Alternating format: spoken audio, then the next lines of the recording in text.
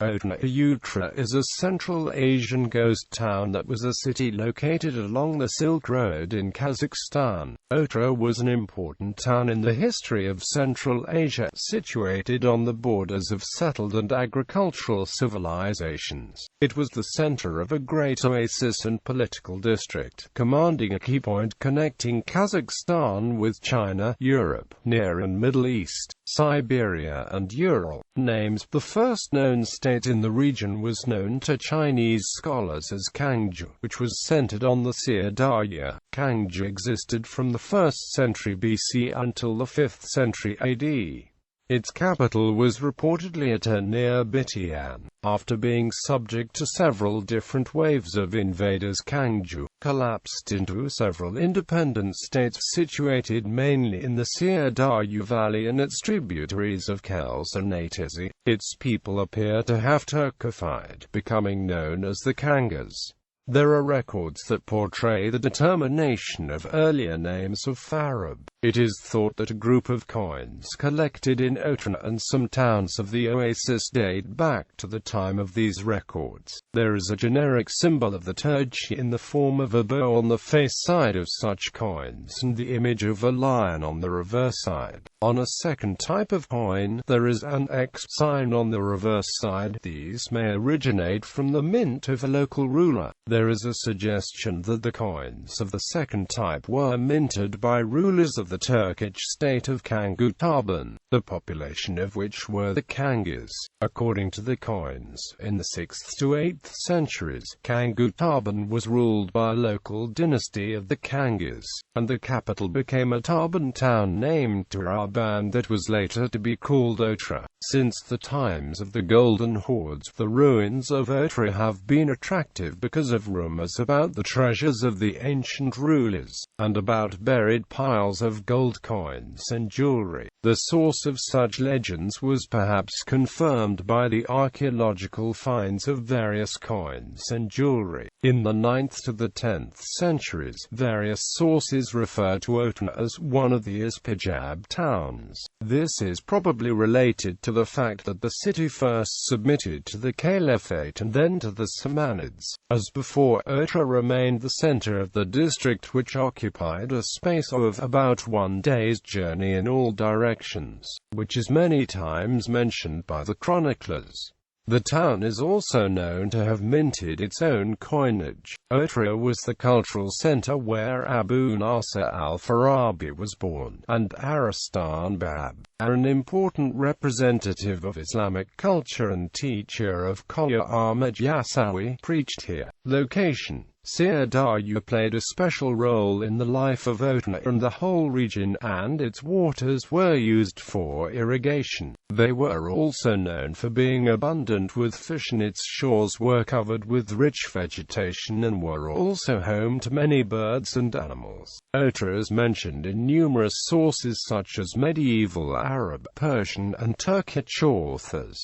These sources refer to it as one of the Jadisu towns. The town was situated at the junction of different geographical landscapes and was at the intersection of the caravan ways of the Great Silk Road. Utrar, being that the junction of the two great rivers, was the center of the large agricultural region and, being near the foothills of the Karatau Mountains, became one of the supporting fortresses of the nomads wandering in the steppes. From Utrar, along the Aris, roads spread out to Taraz, Balasagun, and further on to Chinese Xinjiang. Along the Siberia and Old Road went up to Shash, Sogd, and then to Merv and Nishapur, and another road went down to Pre-Ural and Ural. Another well-known road ran through Kilka, moving westward to Khorazm and on to the Volga region, the Black Sea and the Caucasus. The Oasis of Utrar is situated in the Kusalkum district of the South Kazakhstan province. It is 170 kilometers northwest of Shymkent and 60 kilometers from Russian Turkestan. In fact, the disasters and wars that passed over the town have done the part. Now, at the site of the once prosperous town, there remain only ruins overgrown with grass. A person who first comes to the Utrar oasis is often surprised by the appearance of the numerous stark ruins of towns and settlements, castles and watchtowers. The main irrigation channels are now crossed with dried fields, and their cracked beds have not held water for centuries. The oasis of Utrar is not one single site, but rather it is a large oasis containing a series of towns and cities. Each hill formed in the place of ancient settlements has at present its own name: Altintabi, Dazalpaktob, Kuyukmardantob and Pikchito. In earlier times, they had different names that are now forgotten, and only the names of the three towns known in manuscript sources may be identified at the present. Ruins. History. The city has a history of dating back to the time of the Persian Empire, when it was known as Farab. The older Persian Farab of Farab is a common Persian toponym meaning lands irrigated by diversion of river water. Also is the name of a province in northern Afghanistan. By the 13th century, Farab on the Jaxartes was known as Utrar.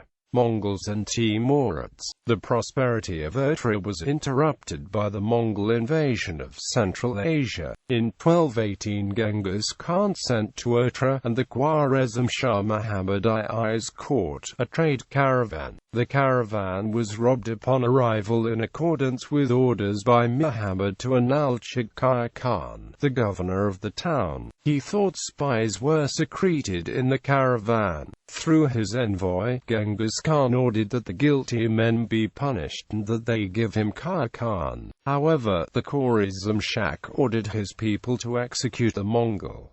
In autumn 1219, Genghis Khan's troops approached Utrar walls. Shortly before, the Mongols appeared in Konurgens, the capital of the Khwarezmian Empire, where a war council had taken place and where one of the commanders proposed to open the battle against the Mongols. But Muhammad II dispersed his troops by garrisons throughout the towns, allowing the commanders to fight singly. Ultimately, the town was destroyed and its population was massacred and partially enslaved. Many of the towns in the oasis never recovered and were abandoned. However, Utrar city rose again, and during the troubled years of civil wars, which followed Genghis Khan's death, the town again became an important political and economic center. By the middle of the 13th century, it had returned as a large trade center on the way from the west to the east. During the second half of the 14th century, southern Kazakhstan was brought into the sphere of Timur's power. In February 1405, when Timur was visiting Utrar to gather his troops, he caught a cold and died in one of the Utrar palaces. Uzbeks and Dzungas. The death of Timur led to more struggles, which resulted in Abul-Qa'ir Khan conquering several tribes and placing himself at the head of a new Uzbek Khanate. Other descendants of Genghis Khan had claims over the area, and so for most of the 16th and 17th centuries there was non-stop feuding among these various parties for power over the Kazakh steppe and the Siberia Valley, especially between the Kazakh Khanate and Dzunga feudal lords. Even so, a degree of stability was maintained in Utrar up until the Dzungas arrived in Kazakhstan. These followed a prolonged period of revolt, which resulted in the economic decline of the area and its towns. As the Eurasian arm of the Silk Road gradually lost its importance, so did the city. Through the 17th and 18th centuries, the irrigation system slowly fell out of use, and the lower part of the Temir Arik dried out. By the end of the 18th century, there were only 40 families remaining in Utrar, compared to perhaps 5,000–7,000 in the 14th through 17th centuries, and the irrigated area had declined to about 5 square kilometers. Archeological findings. The area of the settlement is about 2 square kilometers. The lowest layers of the settlement are dated from the 1st century AD, and the earliest monuments are dated from the 12th to 15th centuries. Utrar was a typical fortress for Central Asia.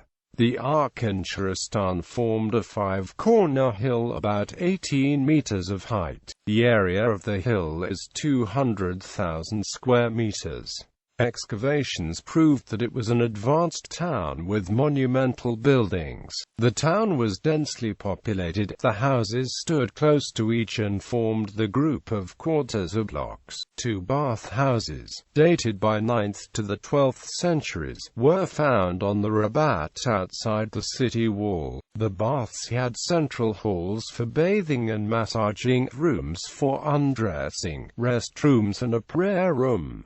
They had hot water supply systems. Dishes excavated near 2 furnaces help prove that Utrar was the center of ceramic production in Central Asia. The ceramics had elements of decoration. One of the greatest artifacts was the figure of water carrier, a camel with a woman's head and cradle on its back.